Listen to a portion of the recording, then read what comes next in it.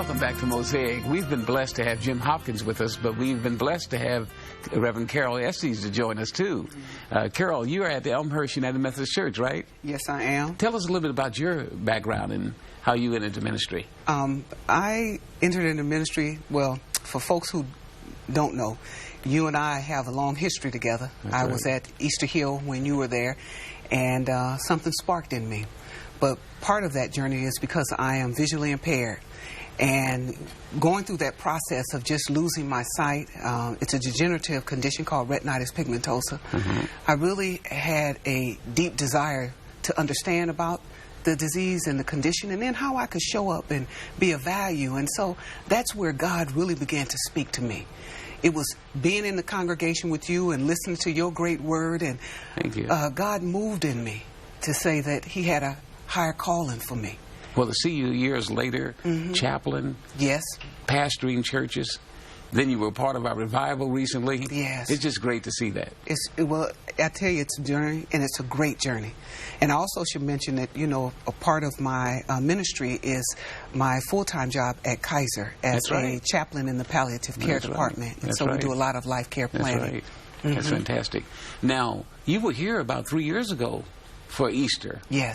And it was a tremendous show. And I have so many guests, it's hard to get back to you. Yes. But I'm glad to get back to you. Well, I'm glad you invited me back. Right. I'm glad you were able to come. We had talked a little bit about Lent and its beginnings. I had mentioned that sometimes people do not shy, well, they shy away from Lent as opposed to Christmas. They like Christmas, they see it as joyous. And your view of Lent, what is your opinion and your thoughts on it? My view of Lent today is that it is a time of deep reflection. A time of looking inward to see where it is that one wants to grow away from.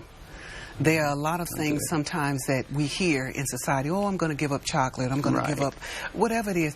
But what I say is take an inward walk to see what behavior, what attitude, what thought that you might want to grow away from, so that you can shape yourself differently. Being in the wilderness, in that quiet place, as I heard recently, a place of absence where there's silence, there's time to hear the still soft voice, but a time of growth and renewal. That's great. That's great. You were at the revival, and your choir was, and you say there's a song they sang at the end of your services that they sung at our church that day. What was that? What's that song that's so wonderful? Oh, it's a song called I Give Myself Away by William McDowell. And it's a praise and worship song, and what it does is it really kind of centers you in that place to say, I give myself away, that my life does not belong to me, but it belongs to God. And then when you can come to a reckoning that I am here but by the grace, and that all of this is not by my control, but it's all divine. I remember Paul Daniels introducing it by saying we all need to surrender. Exactly. And that's perfect for Lent and Easter. Exactly. Jim, tell us a little bit more about, as we were talking about Lent and Easter. Well, this year at Lakeshore, my sermon series it's a theme that I take spin classes to keep myself in shape, you know, on the exercise bike. And our spin instructor always pushes us, and she's telling us, if it doesn't challenge you, it doesn't change you. I'm saying, that's it. That's the theme for Lent this year. If it doesn't challenge you, it doesn't change you. So we're focusing in on a portion of the Gospel of Luke where Jesus says, you gotta give up hypocrisy, this pretending and acting. You've got to do some serious confession.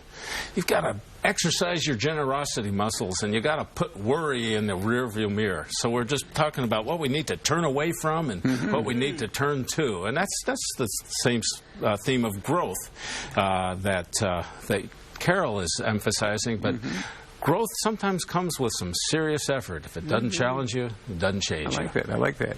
Now, both of you, do you have Monday, Thursday services? Do you have Good Friday services? And what about you, Carol? We have a Monday, Thursday service that we do with a collective of churches, and it will be that Thursday evening before Good Friday. Okay. And we come together and we do foot washing, and we have the lamb and the sacred meal. But it's a wonderful fellowship of many congregations coming together to just be in that wonderful place of sharing the word, hearing the story, but again, reflection. Do you rotate that service in different churches? You know what? We rotate the Good Friday kind of cycle. You know, we have been fortunate to host the Maundy Thursday now for a couple of years. Okay. And we're happy to do that, and that's our part.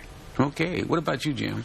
We have a Maundy Thursday service, and just last year we introduced foot washing into it. I thought for a middle-class congregation, foot washing, that's going to be pretty formidable. But, and we do offer a hand washing option, but our folks really entered into it. The physicality of community and grace and hope. Let's back up a minute and say, what is Maundy Thursdays? There's some people who are looking who don't know what that is. Good question. Maundy Thursday. Maundy is... comes from a Latin word, mandatum, the new command. Mandatum is command, and it's new command in the Gospel of John. Jesus says, this new command I give you, to love one another as I have loved you. And Maundy celebrates that new command. That's good. That's good to know that. And Good Friday. I know you participated when I was at Taylor Memorial, Jim, and what Good Friday. Are you still doing that? Yeah, you originated this community Good Friday service, inviting some of the great preachers of the Bay Area to come and share the 7 last words of Jesus from the cross. And that service continues. It's rich. There's good preaching, good music, good community. It's a very important part of at least my Holy Week observance. I love the fact that we had Catholic priests, we've had Lutherans, we've had the Baptists. Men and women. And, right, men and women, the whole gamut. And you let us Methodists come in once in a while. Once in a while. They bring revival every now and then. Yes, So it's good. But your Good Friday is different, Carol. You have it at different churches also? We have it at different churches, and this year we'll be partnering with Easter Hill in Richmond. Great. Yeah, because that's a part of our That's circle. our roots for us. And we have moved around, like Ash Wednesday was celebrated at First United Methodist in San Leandro. Oh, good. And so, you know, we just kind of move and take ourselves to different places of the community so that we can also know folks in that area and not just be with ourselves. Very good, very good. We're going to have another segment here in a minute, but I'm sure people are enlightened by your sharing, both you and Jim, and doing some great words to us all. So we look forward to the next segment. Please join us again with Reverend Carol Estes at Elmhurst United Methodist Church in East Oakland, and the Reverend Jim Hopkins at Lakeshore Baptist